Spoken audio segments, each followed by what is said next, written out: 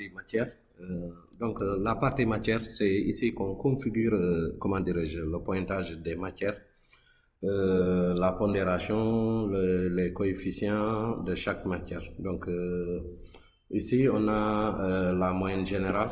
Est-ce que la moyenne générale, c'est sur 10 ou bien c'est sur 20? Sur 10 pour l'enseignement à l'élémentaire et sur 20 peut-être au lycée et au collège. Donc là, par exemple, on va ajouter une nouvelle matière, on fait ajout d'une nouvelle matière.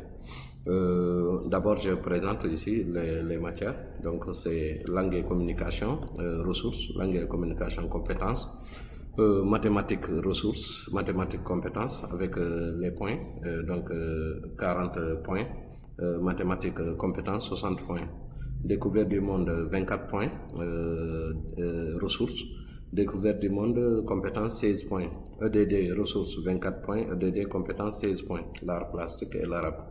Donc, on peut ajouter aussi d'autres matières comme on veut et donner comment dirais-je, les points là-dessus. Et le reste, l'intelligence fait le calcul automatiquement. Donc, quand on veut ajouter une nouvelle matière, on vient là.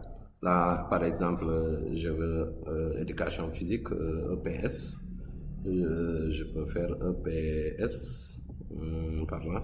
Donc là, ça c'est le nom du domaine. Donc par exemple, si c'était les langues et communication, donc ils ont un domaine. Donc il faut faire langue et communication comme domaine et puis sous-domaine, tu fais ressources ou bien compétences. Maintenant, ici c'est l'EPS. Donc comme il n'y a pas ressources et compétences, il n'y a aucun sous-domaine. Donc l'EPS est noté sur combien de points? Donc par exemple sur 10. Sur 10 là. Et là aussi, on demande le nombre de trimestres. Le nombre de trimestres que cette épreuve sera faite. Est-ce que c'est 3 trimestres ou bien un seul trimestre ou bien 2 trimestres? C'est à vous de voir. Donc là, par exemple, sur l'élémentaire, si le PS on le faisait pour chaque composition, on aura besoin de 3 trimestres. Et là, on fait ajouter. Matière, vous allez voir l'indication matière ajoutée. Donc quand on revient en bas, vous allez voir que l'EPS est là.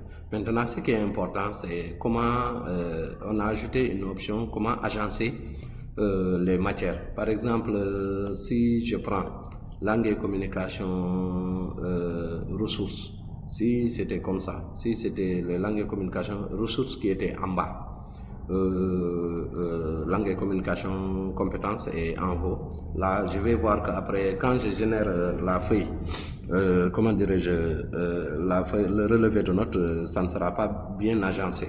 Donc voilà pourquoi on a mis des flèches pour pouvoir retrouver la place de chaque matière, de mettre chaque matière à la place où il doit figurer. Donc là, on sait que pendant les compositions, on a toujours langue et communication d'abord qu'on peut faire au début. Donc on prend la flèche, on fait monter langue et communication ressources. Donc vous avez vu, c'est en train de monter. Donc si ça monte, ça laisse la place à l'autre. Donc langue et communication est revenu en première position, compétences, etc., etc. Et on peut modifier aussi.